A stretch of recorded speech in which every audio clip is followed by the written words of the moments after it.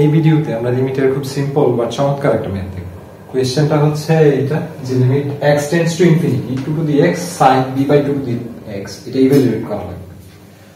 তো এটা ইভালুয়েট করার জন্য আমরা এই ফর্মুলাটা ইউজ করব যে limit theta tends to 0 sin theta by theta equals to 1। sin এর জন্য লিমিটের চ্যাপ্টারে বইতেই একটাই ফর্মুলা আছে এন্ড আমরা এটা ইউজ করব। এটার দুইটা আলাদা আলাদা প্রুফ আমার চ্যানেলে দেওয়া থাকবে, তোমরা দেখে নিতে পারো। তো চলো দেখি কিভাবে করা যায়। ফার্স্টে আমরা অবজার্ভ করব হচ্ছে ফর্মুলার সাথে এটার সিমিলারিটি কি কি আছে আর কোন কোন জায়গাগুলো সিমিলার না সেগুলো আমরা ওয়ার্ক আউট করব।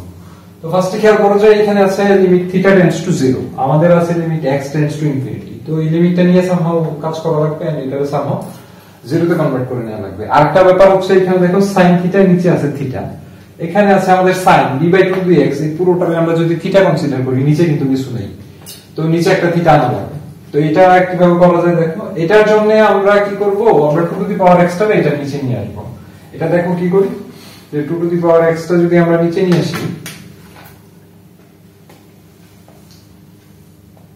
এখানে লেখা যাবে 1 by 2 to the power x। এটা হচ্ছে অ্যাকচুয়ালি উপর নিচে 2 টু দি পাওয়ার x দিয়ে ডিভাইড করা, অর্থাৎ এটা যদি তুমি আবার রেসিপ্রোকাল করে উল্টায় টাইমস করো 2 টু দি পাওয়ার x উপরে গিয়ে সাইনের সামনে গিয়ে গুণ হয়ে যাবে। সো এটা আর লেখার দরকার নেই। এটা ছিল আমাদের ফার্স্ট পার্ট যে এখন 2 টু দি পাওয়ার x টা পাশে থেকে নিচে চলে আসছে। সো আবার এখানে থাকলে এটা রেসিপ্রোকাল করে সিম্পলিফাই করলে উপরে চলে আসবে সাইনের সামনে। এইটা আচ্ছা, এখন কিছুটা আমি ম্যাচ হলো যেহেতু এখানে আমাদের sin থিটা নিচে থিটা উপরে দুইটা জিনিস ম্যাচ হওয়া লাগবে। তো এটা আর এটা কিছুটা ম্যাচ হইছে, এখানে b by 2 to the x, এখানে 1 বাই 2 টু দি x আছে।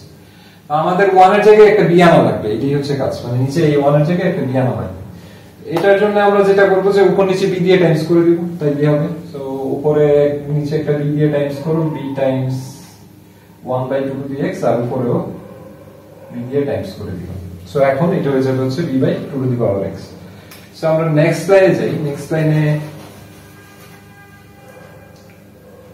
এখানে কি করব আমরা, এখানে ab টা দেখো এটা সামনে কিছু নেই। সো ab টা আমাদের একটা কনস্ট্যান্ট, এটা লিমিটের বাইরে নিয়ে আসা যাবে, এটা লিমিটের ভিতরে দরকার নেই। সো আমরা এটার বাইরে নিয়ে আসতেছি b এন্ড ফ্র্যাকশনটা লেখা আছে লিমিটে এলে নিয়ে আমরা চেঞ্জ করব। এখানে থাকবে হচ্ছে sin b by 2 to the power x, নিচে হচ্ছে b by 2 to the power x।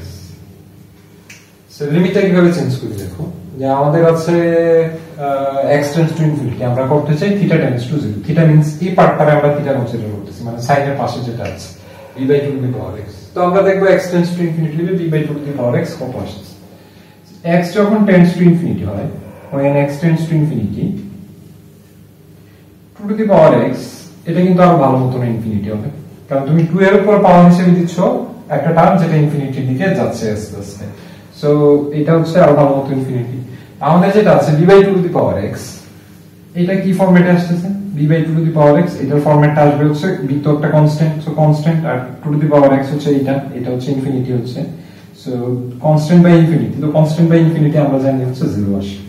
তো তার মানে হয় x টেন্ডস টু ইনফিনিটি, এগুলো তো হচ্ছে explanation part. when x tends to infinity b by 2 to the power x tends to 0। So আমরা লিখি b by 2 to the power x tends to 0। এটা ম্যাথ করার সময় সাইডে শো করতে হবে যে when x tends to infinity b by 2 to the x tends to 0।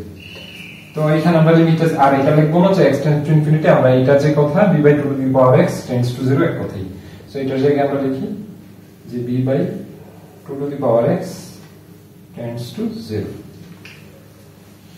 আচ্ছা, এখন পরে কাজ কি, পরে এখানেই দেখো এই পুরোটা এখন আমাদের ফর্মুলার মতো হয়ে গেছে, যে এই পুরো পার্টটা এটার জায়গায় ডাইরেক্ট 1 লিখে দেওয়া যায়, কিন্তু আমরা চাইলে আরেকটা লাইন এক্সট্রা লিখতে পারি যে এটার জায়গায় থিটা ধরে করা যেতে পারে।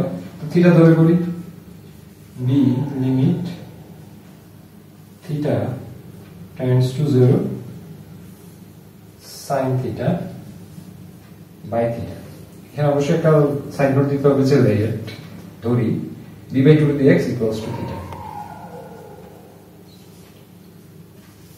সো এটা ধরার ধরুন আমাদের এই পুরোটা হয়ে গেছে আমাদের উপরের এই ফর্মুলা। সো এটার জায়গায় আমরা b times 1 লিখতে পারি, b times 1 equals to that is our answer।